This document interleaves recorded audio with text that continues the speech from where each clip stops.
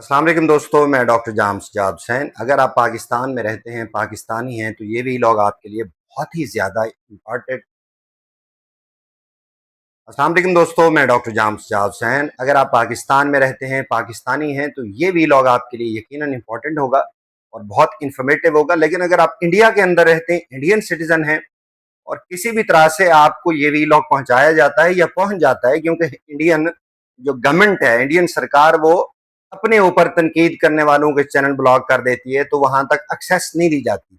बहरहाल किसी भी तरह से अगर आपको ये वीलॉग सुनने का, देखने का मौका मिले और आप इंडियन सिटीजन हैं, तो ये वीलॉग सोचने के बाद, यानी देखने के बाद सोच के बताइएगा ये कितना इंपॉर्टेंट था और आपके साथ इंडिया के अंदर हो क्या रहा है। दोस्तों, अगर आप न्यू दिल्ली में रहते हैं या न्यू दिल्ली गवर्नमेंट से आपको रब्त है, तो आप सुन के हैरान होंगे। एक सेंट्रल विस्टा रीडेवलपमेंट प्रोजेक्ट जो है वो स्टार्ट किया जा रहा है। आपने सही सुना, सेंट्रल विस्टा रीडेवलपमेंट प्रोजेक्ट, जो नरेंद्र दामोदर दास मोदी ने उसकी मंजूरी दे दी है। और इसको बिस्मिल पटेल जो है उसके वो आर्किटेक्ट वो हैं, उन्होंने मोदी को मशवरा दिया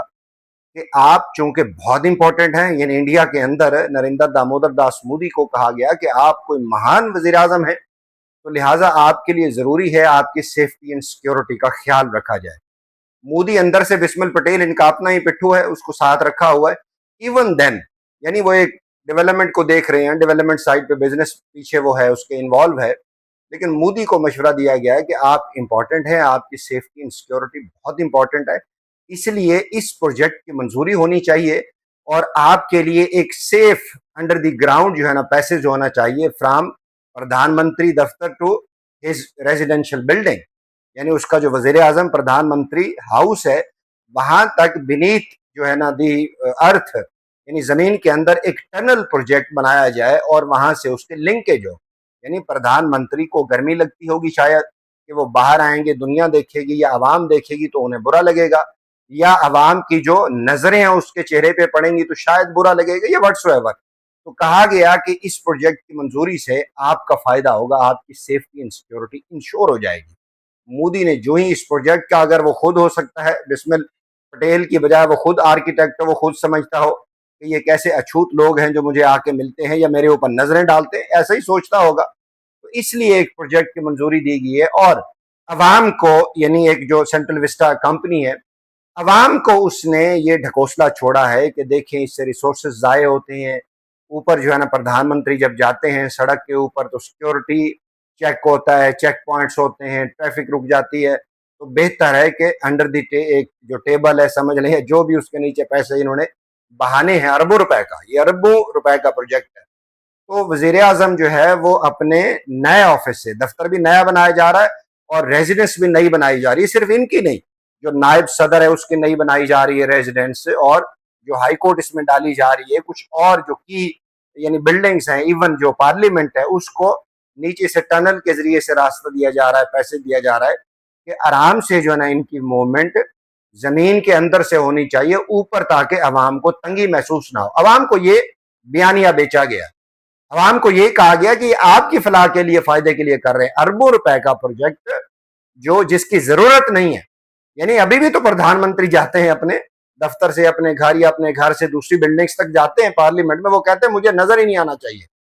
ताकि वो जो अवाम है उसकी जो बद नजरें हैं वो मेरे ऊपर नहीं पड़नी चाहिए। ये मोदी का सोच है,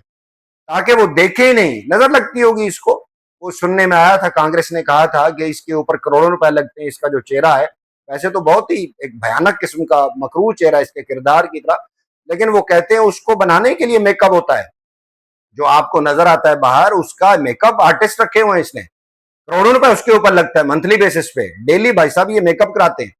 तो अब उन्होंने कहा कि इसके ऊपर नजर लगती होगी शायद, इंडिया के अंदर तोहम परस्ती बहुत ज्यादा है, खासतौर पे जो एक्सट्रीमिस्ट हिंदू हैं या जो एक स्टीरियोटाइप हिंदू है उनके अंदर ये है। तो उन्होंने ये एक नया प्रोजेक्ट जो है ना रीडेवलपमेंट प्रोजेक्ट लॉन्च कर दिया है और स्टार्ट हो गया है, काम इसके ऊपर शुरू हो गया है। और न्यू दिल्ली सरकार जो है ना, चूंकि पहले तो आम आदमी पार्टी की सरकार थी, तो टू ग्रेट एक्सटेंट वो कहीं ना कहीं हिंड्रेस वो क्रिएट कर रही थी, तो अब इनकी अपनी आ गई है, वो एक खातून है, बोली सी है, बेवकूफ सी, उसको पता भी नहीं चलता। तो उसके जरिए इन्होंने जो है ना वो लॉन्च कर दिया है कि अब न्यू दिल्ली सरकार भी अपनी है और सेंट्रल गवर्नमेंट भी अपनी है, तो वो प्रोजेक्ट लॉन्च हो गया है। तो अगर फर्ज करें मोदी के इसी ढकोसले के ऊपर हम ट्रस्ट कर लें फॉर द टाइम भी है, यानी इंडियन पीपल अगर इसके ऊपर ट्रस्ट कर रहे हैं, यानी मैं आपसे रिक्वेस्ट कर रहा हूँ, तो आप सोचिए इस वक्त 80 करोड़ इंडियन जो हैं जिनके राशन कार्ड बने हुए हैं, जिन्हें 2 वक्त का सही तरीके से खाना नहीं मिलता, जिनके घरों में या पब्लिक प्लेस पे टॉयलेट्स नहीं है, जो बेसिक नेसेसिटीज को तंग है, जिनके स्कूल एजुकेशन खत्म कर दी गई है, गौतम अंडानी ने सारे स्कूल अपनी तरफ रख लिए। सोचिए उनको जब ये पता चलेगा कि करोड़ों नहीं अरबों रुपए का प्रोजेक्ट लॉन्च किया गया है, क्योंकि प्रधानमंत्री चाहते हैं कि उनके चेहरे पे भी नजर ना पड़े अवाम की, और नाम इसी तरह बयानिया होता है, नाम इसी तरह देते हैं कि नहीं नहीं देखें ये आपकी फलाह के लिए भी, इससे कॉमन इंडियन की क्या फलाह है?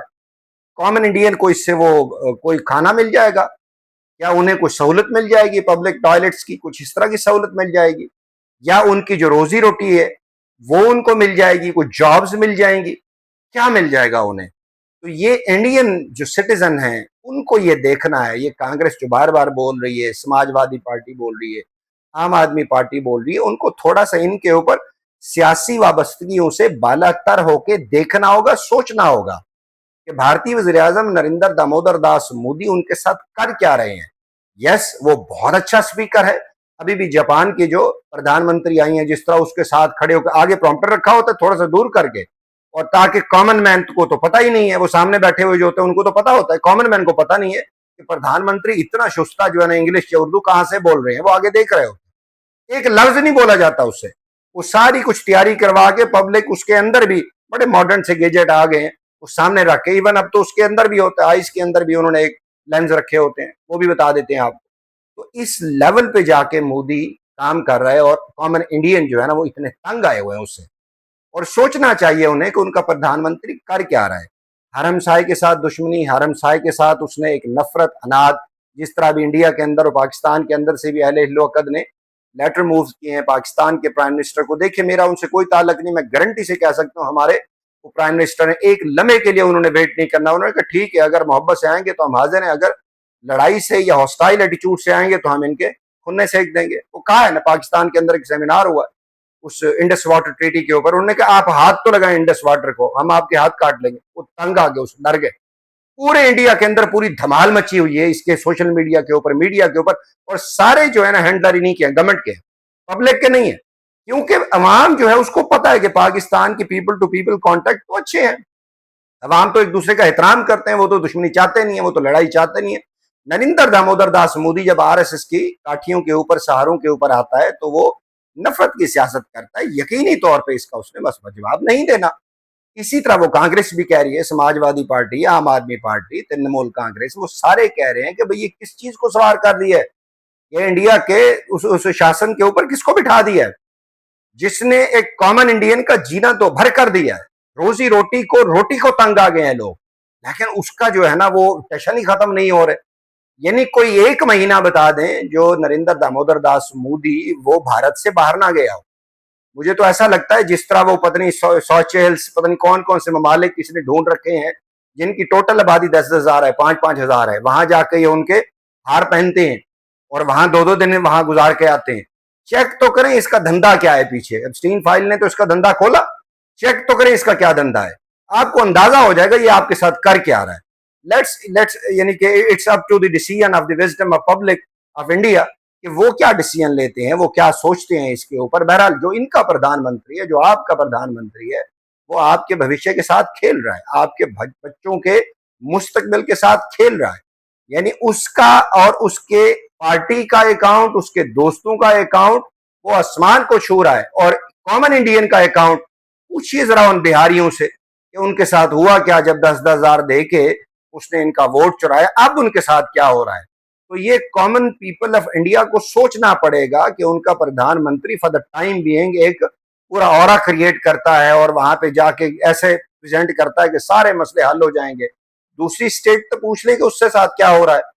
तो इट्स अप टू यू, आपने इस वीलॉग के कमेंट बॉक्स में आके जरूर बताना है कि आपको ये वीलॉग कैसा लगा और ये इन्फॉर्मेशन आपको कैसी लगी, और आपके पास अगर इसके मुतल्लिक कोई इन्फॉर्मेटिव एक चीज है तो वो जरूर शेयर कीजिए।